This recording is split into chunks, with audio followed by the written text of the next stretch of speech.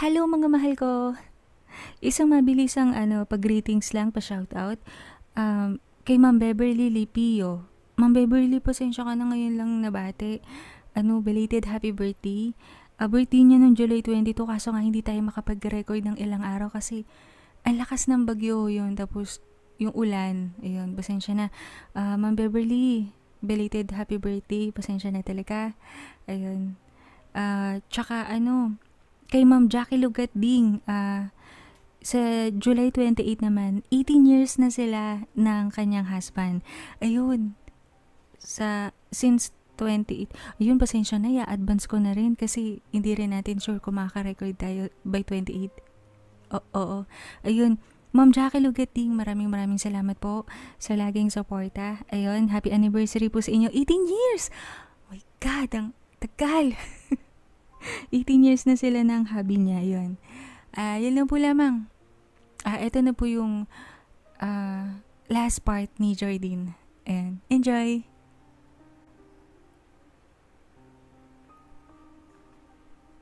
Matulog na kayo. Utos ni Mrs. Lagos sa dalawang kasambahay. Agad naman tumalima ang dalawa.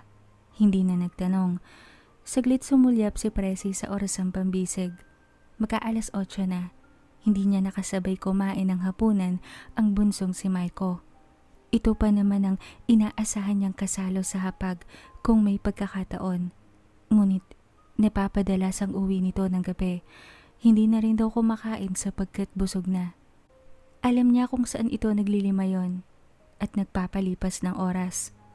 Sa piling ng hindi naman kagandahang babaeng yon.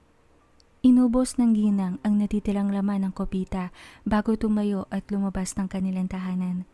Tuloy-tuloy sa likod ng bahay kung saan naroon ang kanyang mga alaga. Tila siya ng lambot nang makitang kinakain ng mga sigbin ang dalawang tutang inanak ng isang babaeng alaga niya. Ang sabi ni Techi, kinakain lamang ng mga sigbin ang kanilang mga anak kapag patay na o mahina ang katawan. Ngunit sigurado ang ginang na nung huling silip niya'y nagbukas na ng mga mata ang dalawang tuta. Panikilos pa nga. Ano't biglang nagkaganito. Hindi nagugutom ang mga sigbin niya, alam niya. Araw-araw niyang pinapalabas sa mga ito. Imposible. Excited pa naman siyang makitang lumaki ang dalawang sigbin.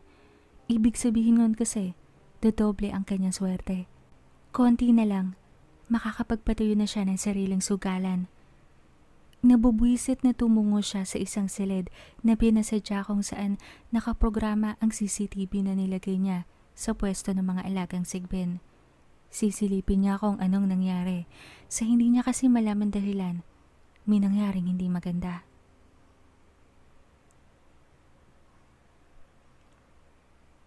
Tipid na nagpasalamat si Maiko sa kasambahay na nagbukas sa kanya ng gate. Tumango lang ito at pumasok sa loob ng bahay. Pansin niya, ilag sa kanya ang mga ito. Tanging tangulang at iling ang sagot kapag kinakausap. Hindi nagsasalita kung hindi naman kailangan.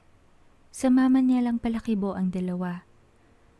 Saglit nagtipa ng mensahe si Maiko. Sumandal sa kotse nito. Siyang dating naman ng kanyang mama. Mag-aalas 12 na. Sita nito sa anak na napabuntong hininga. Nagpa-pultang po ako, ma. Saka may inayos po sa makina. Nagpalinis na rin po ako ng sasakyan. Sagot naman ng lalaki na hindi masalubong ang mata ng ina. Bakit kasi hindi mo gamitin ang isang kotse sa garahe? Yung bako. Malamig na tugon ni Presi sa anak. Nagkibit si Maiko. Bago pinamulsa ang cellphone at akmang lalagpasan sana ang ina, ngunit nagsalita ang ginang. Napahiya ako sa amiga ko, alam mo ba? Habol ni Mrs. Lagos sa natigilang anak sa paglayo. Sorry ma, may lakad din kasi ako eh. Mahina niyang sagot. Naglakad si Presi, pauna. Hinarang ang anak na napayoko naman. Hindi ka naman dating ganyan. Anito na kinalunok ng binata. May naisa na akong umpisahang negosyo, alam mo ba? Kaso mukhang mapupornada ata. Sinabotahi eh. Parunggit na ginang sa hindi nakakibong anak. Nagkikita kayo ni Carmina? Tanong pa nito. Hindi umimik muli si Maiko. Tinatanong ka ng mama mo. May gigil na sa tinig na wika ni Presi. Nagtaas baba saglit ang dibdib ni Maiko sa tinitimping emosyon. Kinuyom niya ng mariin ang mga kamao upang mapigil ang sigawan ng ina. Nang mahamig ang sarili ay sakalang sumagot. Hindi ho natin sila kailangan. Okay naman tayo dati. Anito na akmang palakad ngunit pinigilan ni Presi sa paraang paghaplot sa braso ng binata. Bumuka ang labi ni Maiko at may sasabihin sana ngunit lumipad ang palad ng ina sa kanan niyang pisngi. Bumiling ang mukha ng binata. Sino ka para sabihin sa akin ang mga dapat at hindi ko dapat gawin? Anong alam mo? Namulat ka sa kaginhawahan. Naranasan mo bang magutom? Naranasan mo bang magpakapagod sa pagtatrabaho? Naranasan mo bang pangarapin na lang ang isang bagay na gustong-gusto mong mabili kaso hindi mo magawa dahil alipin ka ng kasumpasumpang kahirapan? Mahina, ngunit rinig ni Maiko ang pagigiyagi sa tinig ng ina nang matapos itong magsalita. Ang sabi ng kanyang papa, hindi naman sila talaga mayaman noon. Ang kanyang mama, nakilala nito na isang sales lady sa isang department store. Galing sa probinsya at iniwan ng pamilyang hikahos raw sa buhay. Pamilyang ni hindi na pinag-aksayahang ipakilala sa kanila ng kanyang mama. Hindi naman daw kasi importante. Ang kanyang papa naman ay nabibilang lang sa pamilyang pagkamat hindi naman nakakariwasa, kinaya ng mga magulang na papag-aralin ang mga anak at patapusin sa kursong nais nila.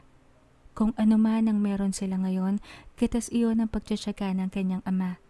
Marunong lang talagang magpaikot ng pera ito at masarap magluto kaya nakakaraos ang negosyo nilang restaurant. Huwag mo na ulit papakialaman ng mga alaga ko. Hindi lang naman ako ang nakikinabang ng swerte.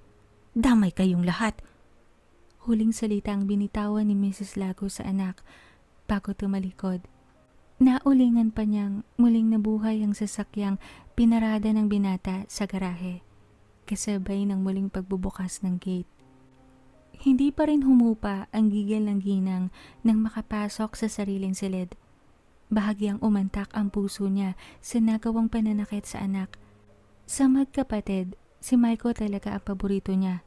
Kaya nga, hindi siya pumayag na sumunod ito sa panganay na mag-aral sa malayo. Ang nais niya, nasa piling niya lang ito. Ngunit, hindi na bata si Maiko. Nagkakaroon na ng sariling pagpapasya at ito nga, natututo ng lumaban sa kanya. Kung hindi lang talaga ito naiimpluwensyahan ng ibang tao, mali. Mali ang pagpapasya niyang ilagay ang mga sigben sa kanilang tahanan mismo.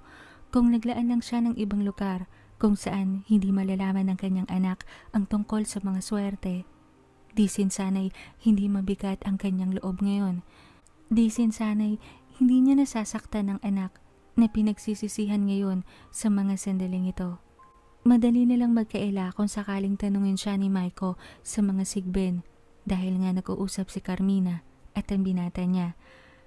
Muling naalala ni Presi ang kinahuhumuling ang babae ni Maiko ngayon, si Jordan. Malamang sa malamang, malaki ang naiaambag nito sa pagiging pasaway ng kanyang anak. Dala ng pagsiselo sa babaeng humahatak sa kanyang anak upang magbago ito at sagot-sagutin siya. Tumungo ang ginang sa silid ng kanyang mga sigbin. Gising pa ang mga ito. Naglalaro na, animo ba'y mga mini pincher na naghaharutan, panitakbo at harakan sa may kalawakang espasyo. Sabay-sabay na nagsitigil ang mga ito nang siya ay pumasok. Naglapitan nang siya ay umupo, ngunit hindi lumapit ng sobra sa kanya. Nakatanghod lang. Hawak niya sa kamay ang platito at tinidor na hindi pa nahuhugasan. Mga gamit na pinagkainan ni Jordan, kamakailan lang. Kaya niyong tuntunin ang taong kumain rito, hindi ba? Puntahan niyo. Inuman niyo ng dugo. Isama niyo ang pamilya niya. Utos ni Presi sa mga sigben na kanya-kanyang singhot sa plato at tinidor na hawak. Animo ba'y naintindihan ng mga salitang sinabi ng amo, nagunahan pa ang mga ito sa paglabas ng pintong bukas. Sakalang nakalma ang ginang. Maigi na lang talaga. Sinabi ni Techi ang lahat ng dapat niya malaman pagdating sa mga sigbin. Hindi nito pinagkait ang kaalamang bukod sa pagdadala ng swerte ng mumunting alaga niya. Maaari rin daw magamit ang mga ito upang pasakitan ang mga taong ayaw at kinaiinisan.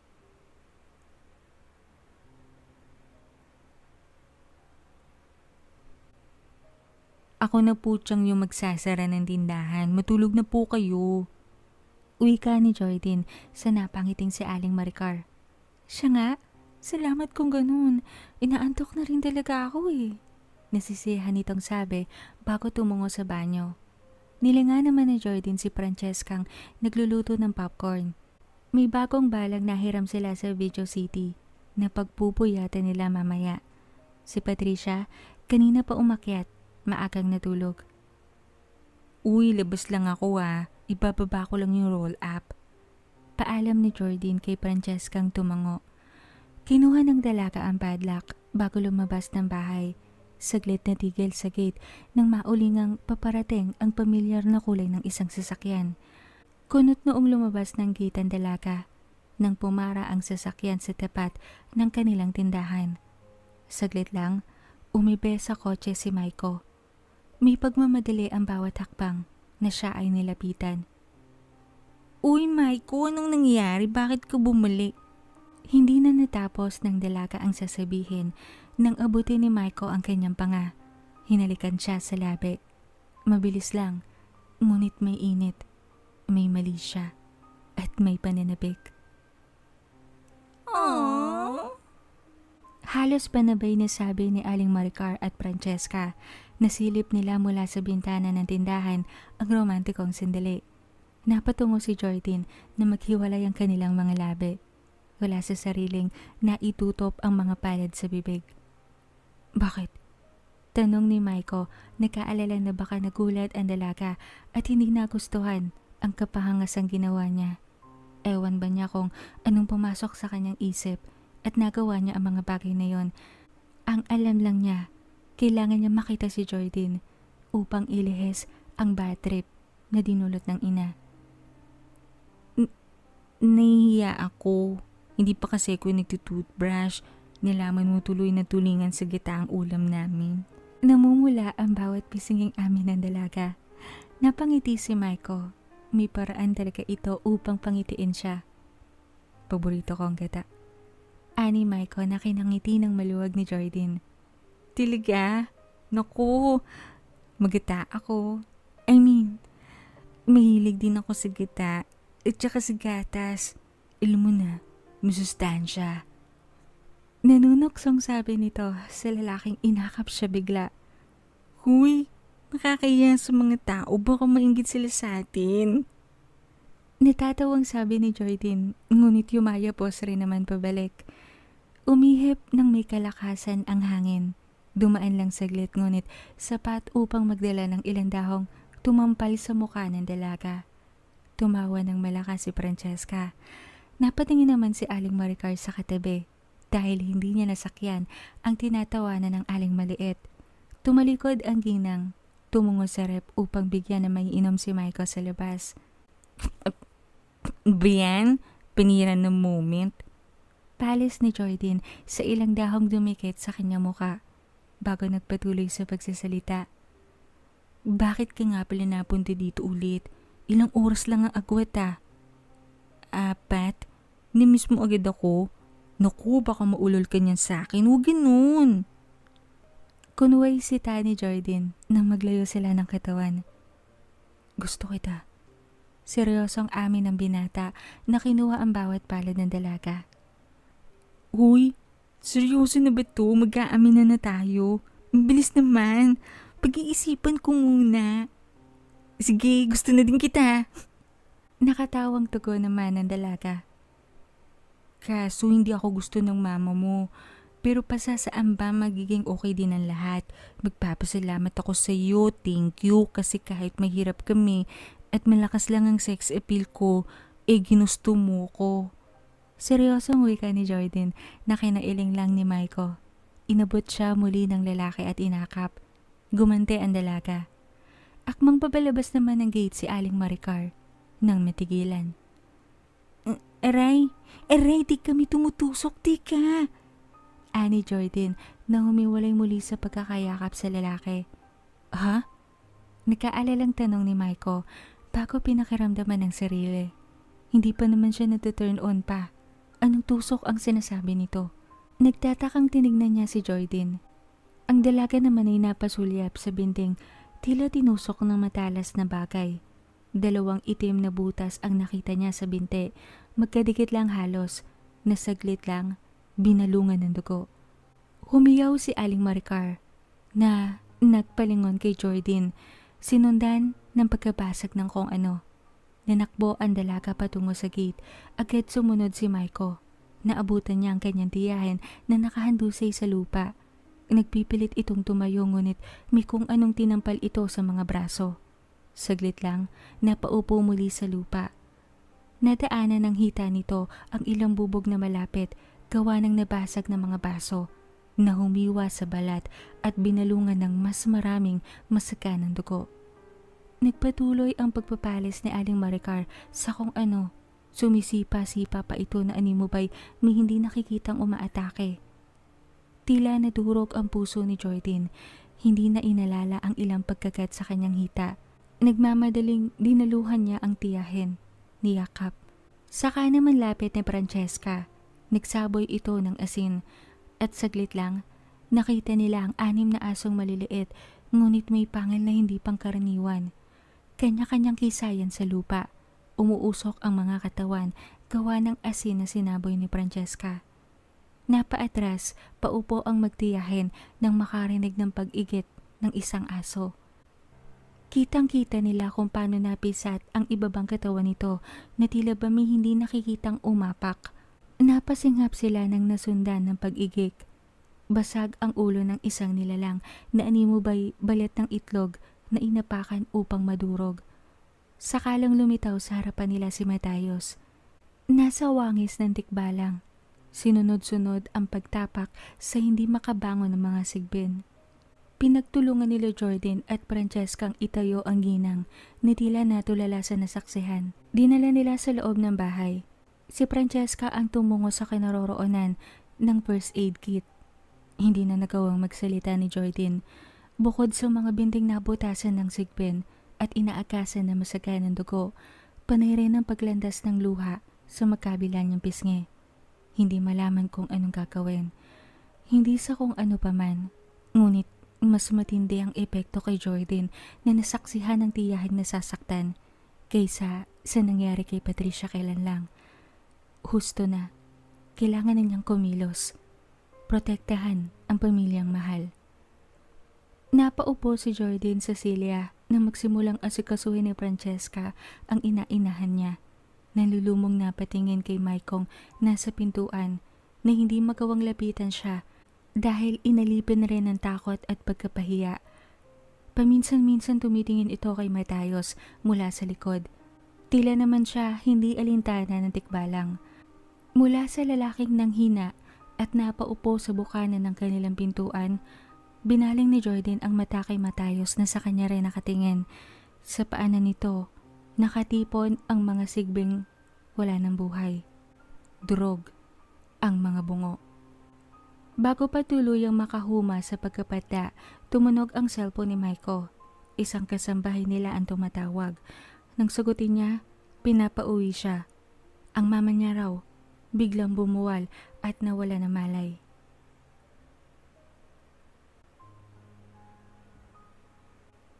Hindi matanggal ni Aling Maricar ang pagkakayapos ni Patricia sa kanya. Umiiyak ito. Hindi mapatahan ng ginang kahit sabihing okay na siya. Kung hindi pa ito nagbirong naiipit ang sugat sa brasong akap ng dalagita, hindi pa luluwagan ni Patricia ang pagkakayakap sa ina. Sorry po, Chang. Hindi ko po akalaing magkakaganito.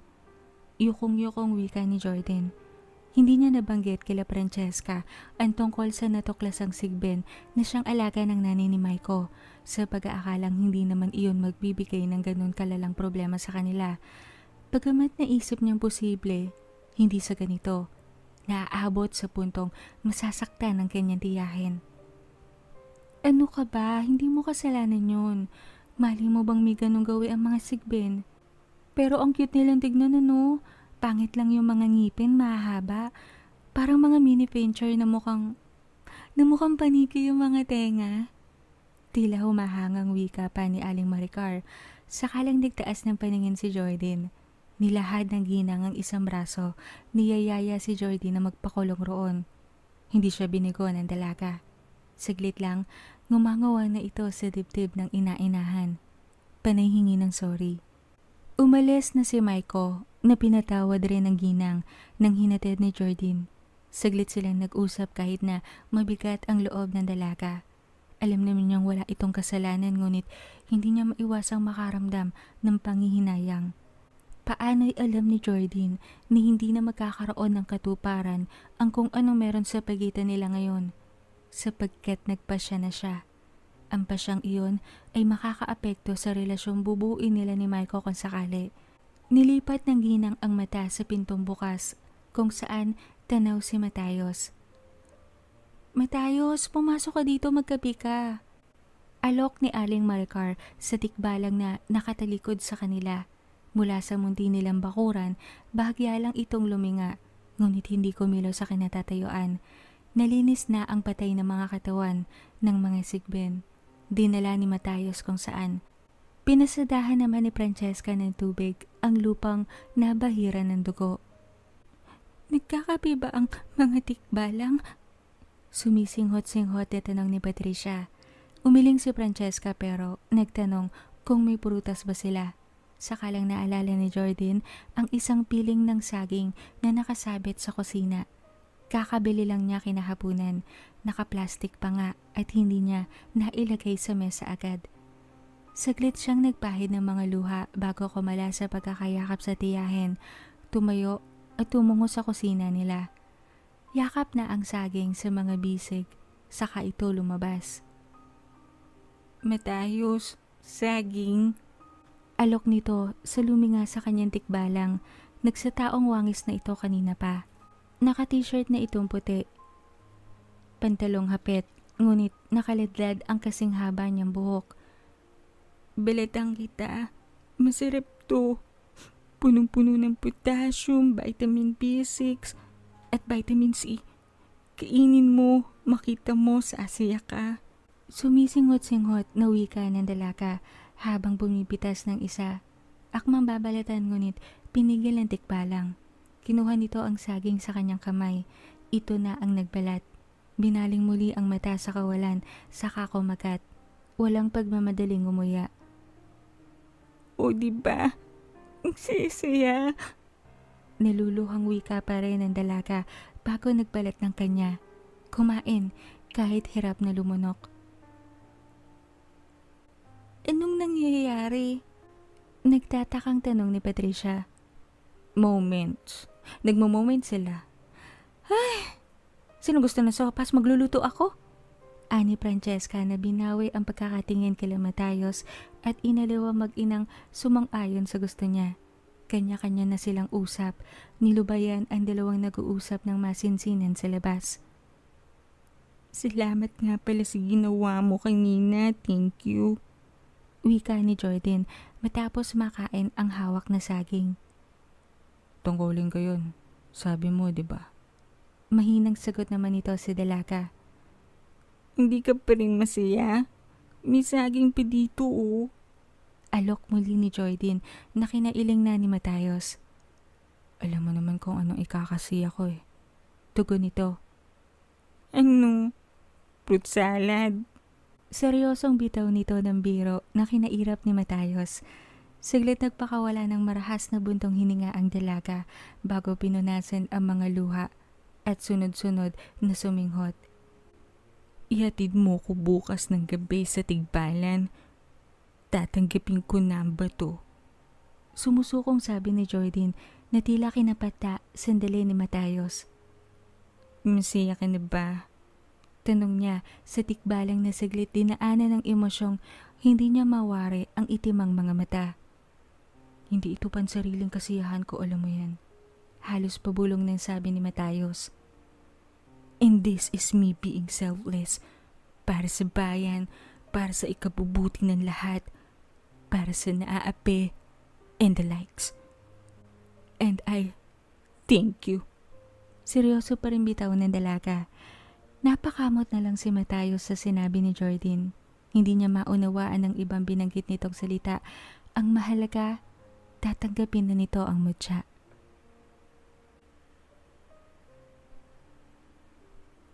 Sigurado ka na ba dyan? Tanong ni Aling Maricar nang dumulog si Jordan sa hapag. Abala sa paghigop na mainit na sopa si Francesca. Sa paraang iyon, nasusupil niya ang pagngiti ng labi. Sa kagalakan ng marinig, ang pasya ni Jordan. Kung hindi ko po tatanggapin, anong mangyayari sa atin sa hinaharap? Baka ang susunod naman si Patricia ulit ang mapahamak. Isang kutsa siya ng aswang sa sinigang, o kaya painan siya ng libro, o kaya kayo ulit, o kaya naman si Francesca. Ako, hindi ko na kaya, Chang. I must put an end to this. I must put there. Turo ni Jordan sa labas ng bahay. Where? Natatawang tanong naman ni Patricia. Basta there. Pilit ni Jordan. Pati ako, nag-aalala ka din sa akin. Nabagbag ang damdaming sabi ng Aling Maliit. Oo naman, di ka na iba sa amin. Your family. Nakangiting wika ni Jordan. Basta, sigurado kang may allowance to. Isasali ako ang sarili ko dito. Mahulugan man lang yung SSS ko para may burial na ako na makukuha kung sakaling mateke bumbom ako bigla. Paninigurado ni Jordan sa nailing na kaibigan. Jordan, ayoko ng ganyan salita ha. Bibigyan mo pa ako ng maraming apo. Sita ng ginang na bagamat nagbiro. Kinalamlam naman ng mga mata ang huling sinabi ng dalaga. Chang, hindi po natin masasabi ang buhay. Isa pa, sabi sa SSS, pag nakahulog ka ng at least 2, sure na may burial ka na. Malaking tulong.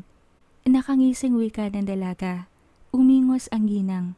Tumayo at nagkunwaring may hinanap sa nakasabit na mga paninda. Saka kung makasabi naman kayo ng apo dyan, parang may bubuntis agad sa akin. Ito nga na pornada yung inaasahan kong love life. Maraming apo pa kayong nalalaman dyan. Segunda pa ng dalaga. Uy! Maraming boylet sa Tigbalan, ano ka? Bata ka mga muscles. Mamili ka, magsasaka, kargador, construction at marami pang iba. Suwestyon ni Francesca. Sa true ba? Huy, bet mo din ba yung mga bet ko? Yung mga tipong kaya kang buhatin sa isang kamay tapos isusuwing-suwing ka buong araw? Nangingisla pa matantanong ni Jordan. Sasagot sana si Francesca ngunit naulingan nila ang paghinto ng sasakyan sa tapat na kanilang gate. Kotse ulit ni Maiko. Nagkatinginan silang apat nang umibes ang lalaki at tumawag. Hindi ko matiis na hindi pumunta dito. Gusto kong humingi ng tawad sa nagawa ng mama ko. Pasensya ka na. Pasensya na ho kayo. Hindi ko naisip na maaaring gawin niyo ng mama. Napapahila mo sa mukhang sabi ni Maiko. Tinapik ni Aling Maricar ang balikat ng lalaki. Sinabing kalimutan na yon at huwag nang mag-alala pa sa kanila. Kamusta naman yung mama mo? Tanong ni Jordan. Galing akong ospital kanina na isugod na agad ang mama. Kaya doon na rin ako sumunod. Okay na siya ngayon. Nagkamalay na. Andun na si Papa. Papalitan siya ng ilang kasambahin namin mamaya. Magpapahinga lang ako saglit. Tapos ako naman yung magpapantay. Hindi ko lang talaga matiis na hindi kayo saglitin. Para malaman ko kung ano kalagayan nyo. Nakakahiyahiyang-hiya talaga ako dito, Jordan. Pasensya na talaga. Anang lalaki na kay Jordan napatingin. Paano'y sa tasa ng kape ito nakatitig naman. Ano daw ba nangyari? Tanong muli ni Aring Maricar. Na-stroke ang mama. Kalahati ng katawan raw apektado. Bale, baldado na. Tila nangihinang amin ni Maiko. Siglit na mayani ang katahimikan. Napatingin si Patricia sa orasang pandingding. Magka-alas 5 na ng umaga. Wala pa silang tulog lahat.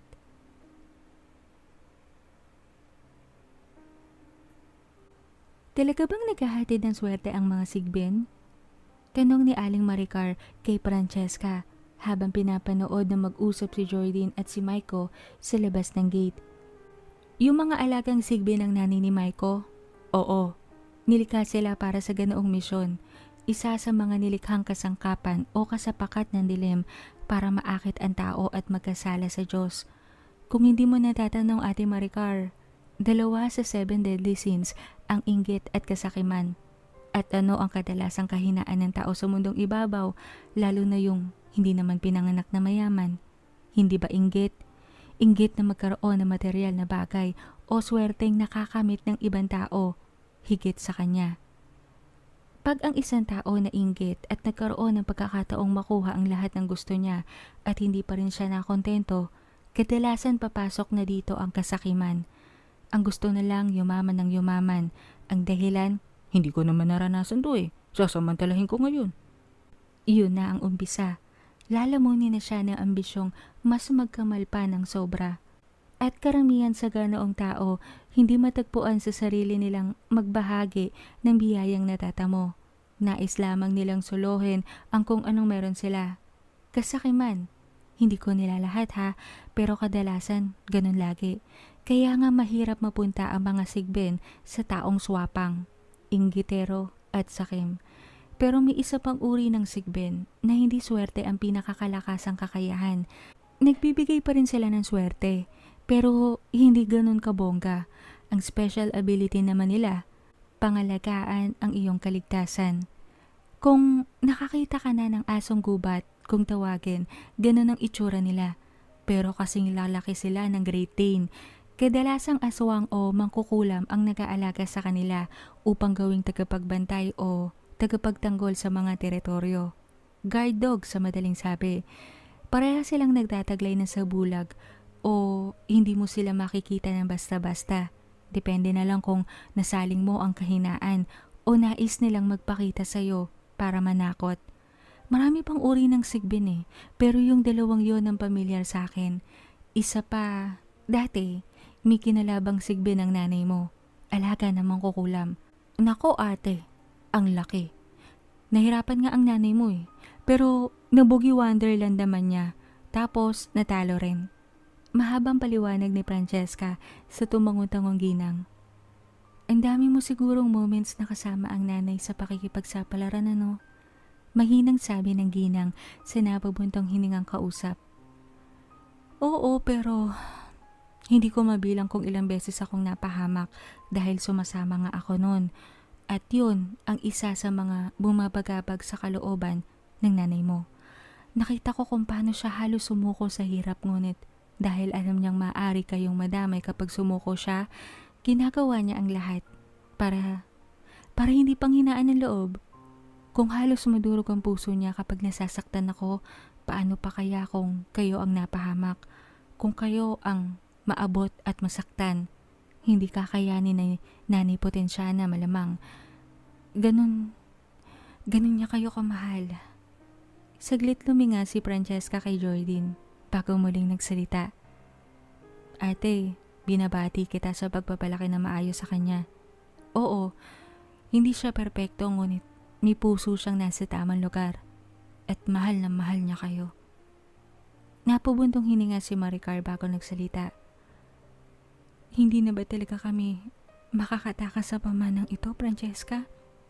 Alam ng Diyos na kung ako ang tatanungin, ayoko ding manahin niya ang mutya Anak ang turing ko na sa kanya. Kung ayaw kong makuha nga ni Patricia yun, ganun din ako kay Jordan. Kaso, siya yung nagpasya Ano bang magagawa ko? Mapapatawad ba ako ng nasa itaas kung ipagkait ko ang aking anak at kung sakali ipagkait ko rin si Jordan? Kaso nga hindi naman pwede na parehas silang tumanggi. Anong gagawin ko? Naluluhang wika ng ginang. Hindi malaman ni Francesca ang sasabihin. Sa halip, tinapik-tapik na lang niya ang braso nito. Alam mo, gets ka ni Lord. Huwag kang mag-alala. Isa pa, piling ko talagang nakatadhana si Jordan sa mutya. Nung unang beses niyang tumungtong sa tigbalan noon, Alam na agad ni Potensyana eh. Pinili siya ng mutya. Hinadlangan pa nga ng nanay, di ba? Wala ring nangyari. Naiiling na sagot naman ni Francesca. Hindi na nagawang sumagot ni Maricar. Alam niya rin naman kasi natotoo ang sinasabi nito. Nakialam ang kanyang nanay upang makaiwas si Jordan sa mutya. Kaya nga napunta sila sa Maynila upang kahit silang magkapatid, malihis din sa mundong ginagalawan ng ina. Kaso'y eto naman ang nangyari. Aalis ka? Paano tayo? Tanong sabi ni Maiko sa napabuntong hiningang dalaga. Kailangan ni Call of the Wild. Tsering. Pero seryoso, kailangan. Nasa lahi na ata namin na maging manunubos. Ewan ko ba. Hindi ko nga rin alam kung paano ko gigilingan ang second chapter ng buhay ko. Kaso ganun talaga. Tsaka malaki din yung bigayan, sakto para sa kinabukasan. Anong dalaga? Bibisita ako madalas. Ibigay mo sa akin yung address. Pilit pa ng lalaki.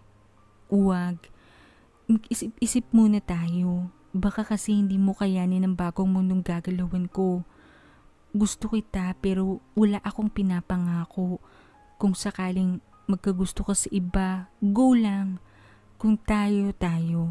Isa pa, malayo ang tigbalang, maubusan ka ng gas. Kinuha ng lalaki ang mga palad ni Jordan. Hinalikan magkabila ang bawat kamao. Dahil ba to sa ginawa ng mama? Bakit pa ako nagtanong ng obvious naman? Pero Jordan, shh, hindi lang dahil doon. Kagaya ng sabi ko, pamanang buhay ito ng lola ko. Baka kaya hindi ako matanggap sa mga trabaho dito dahil I'm destined for something big. Ginormous ganyan. Kailangan ko tong gawin, Maiko. I have to move on and be who I am. I just don't belong here. I hope you understand. Pigil ng dalaga sa iba pang sasabihin ni Maiko. Kung yun yung pasya mo, sige. Pero sana wag mo ipagkait na dumalaw ako kahit minsan. Gustong gusto talaga kita, Jordan. Pakiusap ng lalaki na kinatango ng dalaga.